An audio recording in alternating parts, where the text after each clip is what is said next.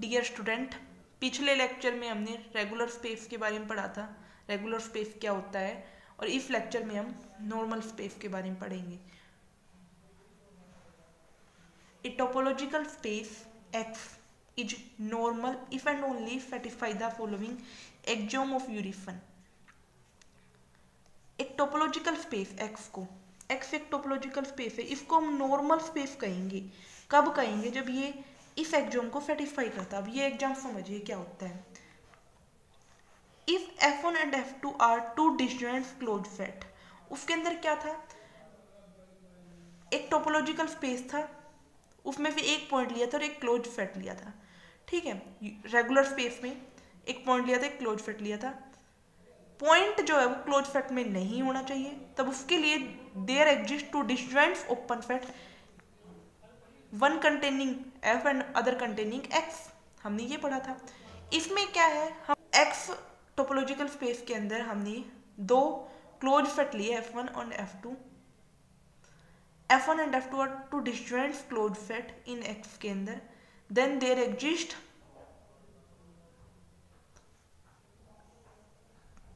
two disjoint open set, one containing F1 another containing F2। ठीक है, दो disjoint open set close set लेंगे हम टोपोलॉजिकल स्पेस X के अंदर, उनके लिए दो डिसजॉइंट ओपन सेट होंगे, एक तो F1 को कंटेन करेगा और दूसरा F2 को कंटेन करेगा। आई होप आपको ये बात समझ आ गई होगी।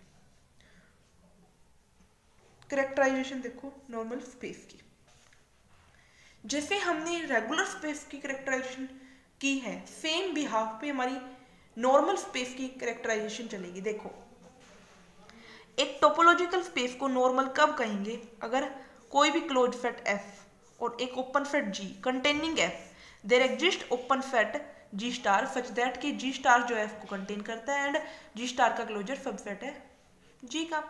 हम क्या करेंगे, नॉर्मल मान के चलेंगे और ये प्रूव करेंगे, और ये मान के चलेंगे और ये प्रूव कर देंगे, ये मान के चलेंगे, नॉर्मल प्रूव कर देंगे। देखो, हम सबसे पहले स्पेस को नॉर्मल स्पेस मान के चलते हैं। जो हमारा X है उसको हमने नॉर्मल स्पेस ले लिया। अब X नॉर्मल स्पेस है फॉर एनी क्लोज सेट, तो हमने कोई भी, भाई हमें देखो नॉर्मल मान के चल रही है, ये चीज प्रूव करनी है, तो हम क्या करेंगे, एक क्लोज सेट ले लेते हैं और एक ओपन सेट। हमारे पास सबसे पहले ये दिया हुआ है, तो हम ये ले लेते हैं, एक क्लोज सेट है और एक ओपन सेट है G। ठीक है, अब हमें क्या चाहिए, नॉर्मल में नॉर्मलिटी का यूज करेंगे हम। सबसे पहले नॉर्मलिटी का यूज करने के लिए, नॉर्मल स्पेस के डेफिनेशन का यूज करने के लिए दो क्लोज सेट होने चाहिए। तो एक क्लोज सेट हमने बना लिया, इसका कॉम्प्लीमेंट लेके G का कॉम्प्लीमेंट क्या हो जाएगा, X माइनस G के, एक क्लोज सेट हो गया। एक क्लोज सेट हमारे पास K हो गया और एक क्लोज सेट हो गया F। दो क्लोज सेट हो गए, दो डिसजॉइंट क्लोज सेट है। ठीक है, अब ये जो है, ये जो क्लोज सेट है, देखो G ओपन सेट था, वो किसको कंटेन कर रहा था, F को।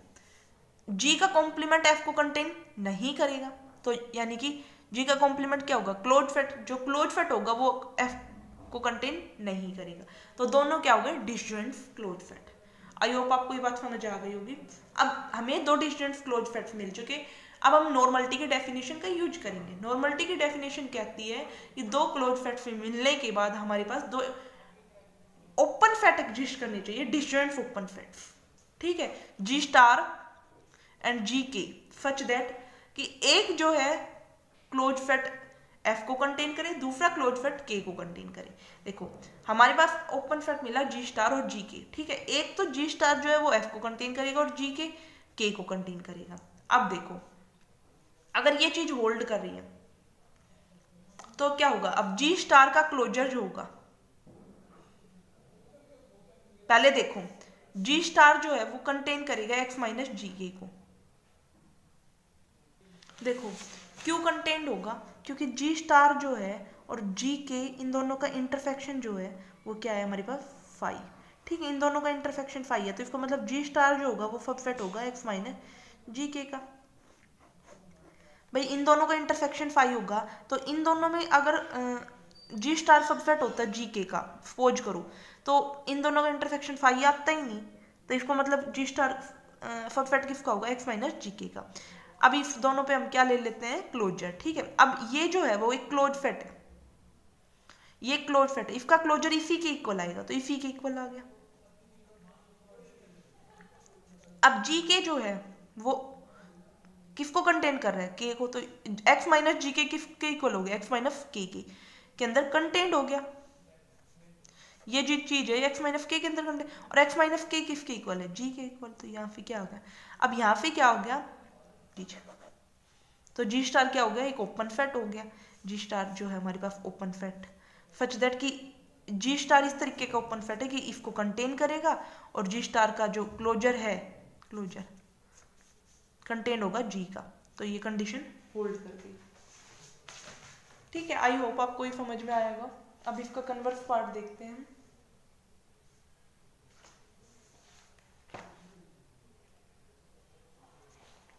ठीक है, इसका जो पीडीएफ होगा वो मैं डिस्क्रिप्शन में डाल दूंगी। इसका कन्वर्स पार्ट देखो। कन्वर्सली हमें क्या कंडीशन होल्ड करती है, ठीक है।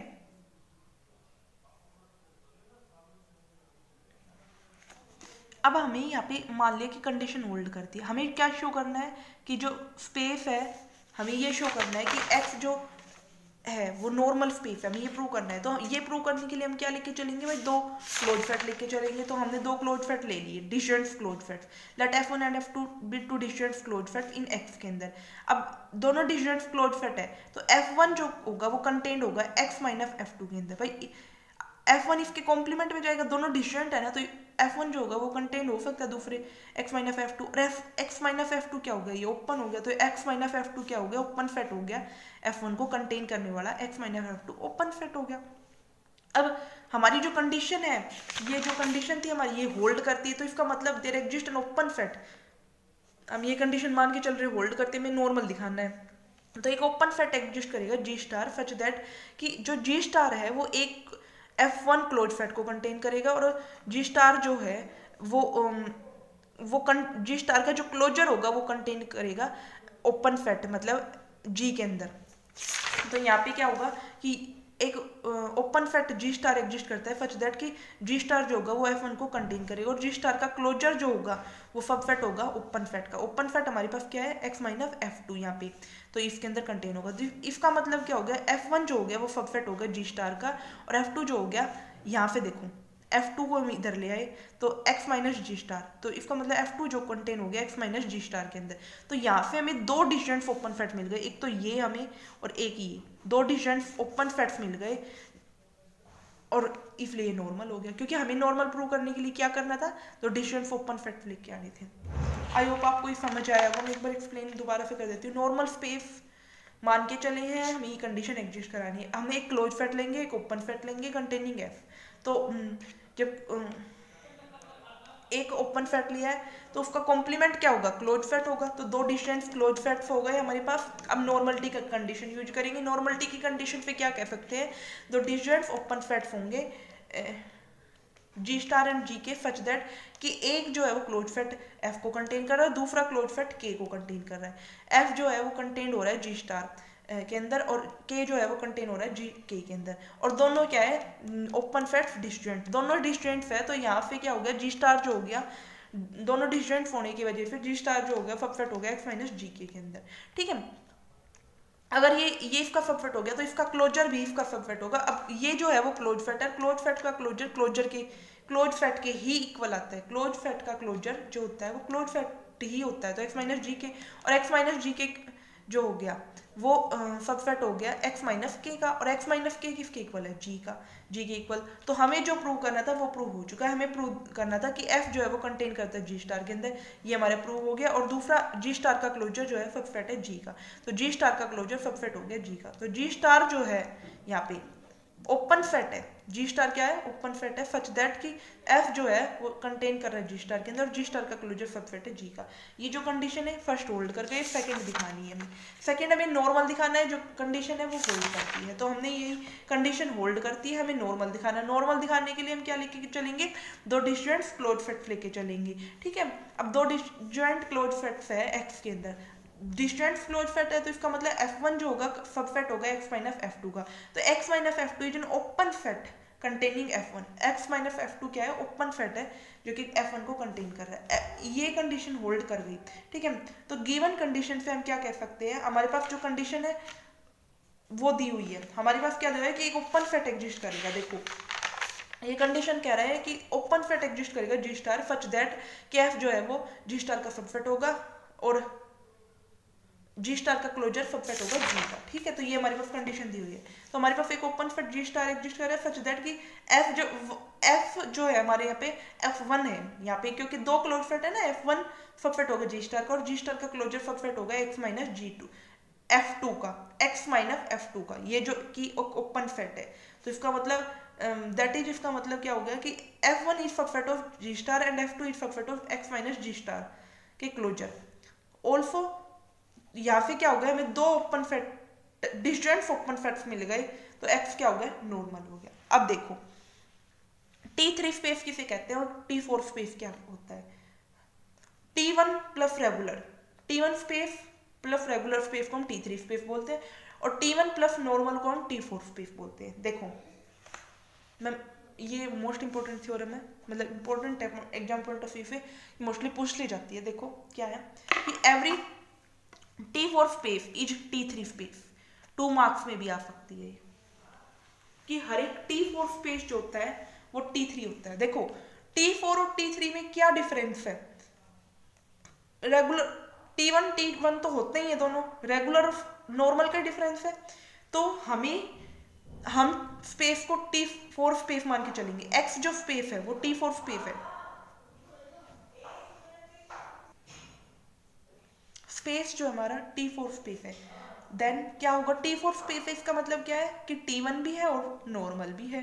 अब हमें दिखाना क्या है, T3 स्पेस दिखाना है। तो इसका मतलब हमें क्या शो करना है, सिर्फ हमें शो करना है जो X है वो रेगुलर है, क्योंकि T1 तो है ही, हमें T1 तो प्रूव करना नहीं है, हमें क्या दिखाना है कि रेगुलर है। देखो दोबारा देखो, X क्या है, T4 स्पेस, तो इसका मतलब X क्या है, नॉर्मल भी है और T1 भी है।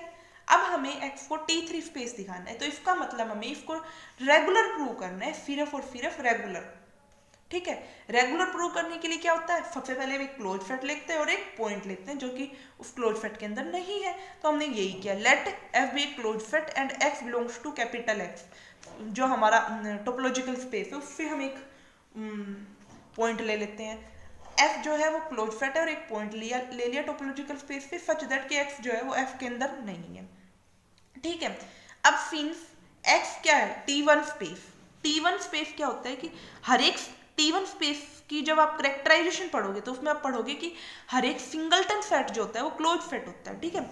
अब X हमारे पास T1 स्पेस है, तो इसका मतलब हर एक सिंगलटन X जो है वो क्लोज्ड है, ठीक है। अब singleton X and F are disjoint close set in X, दो डिसजॉइंट सेट है, सिंगलटन X जो है वो क्लोज सेट है और जो F है वो भी क्लोज सेट है, दो हमारे पास क्लोज सेट है, ठीक है।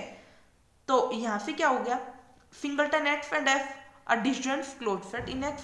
अब X क्या है, नॉर्मल है, तो इसका मतलब क्या होंगे, तो डिसजॉइंट ओपन सेट होंगे G और H। एक जो क्लोज सेट है वो G के अंदर कंटेन करेगा, दूसरा क्लोज सेट H के अंदर कंटेन करेगा। नॉर्मलिटी का यूज कर रहे हैं, ध्यान रखना, हमें नॉर्मलिटी का यूज कर रहे हैं कि सबसे पहले हमें रेगुलर प्रूव करना था, तो हम एक क्लोज सेट लेके चले और एक पॉइंट लेके चले, वो उसके अंदर कंटेन नहीं कर रहा। अब हमें T1 का यूज करेंगे, T1 स्पेस है तो इसका मतलब क्या होगा, सिंगलटन X क्या है, क्लोज सेट। हमें पता है T1 स्पेस में जो भी सिंगलटन सेट होता है वो क्लोज सेट होता है, ठीक है।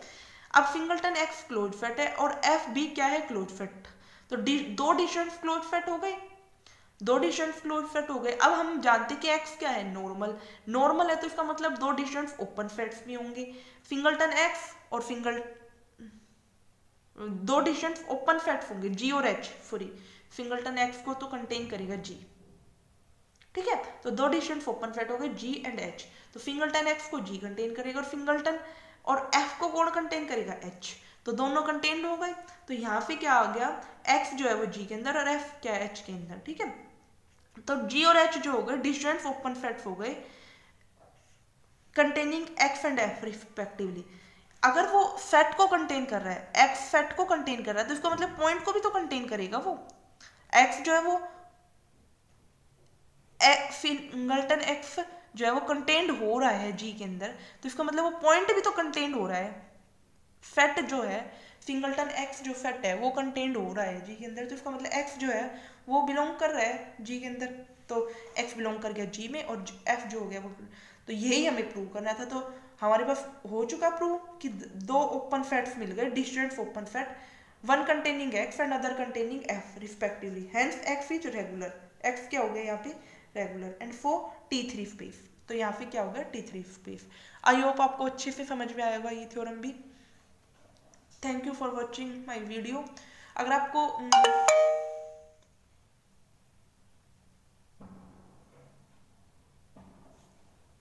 इसमें कोई डाउट आते तो मुझे कमेंट करके पूछ सकते हो, और इस PDF को मैं डिस्क्रिप्शन में डाल दूंगी।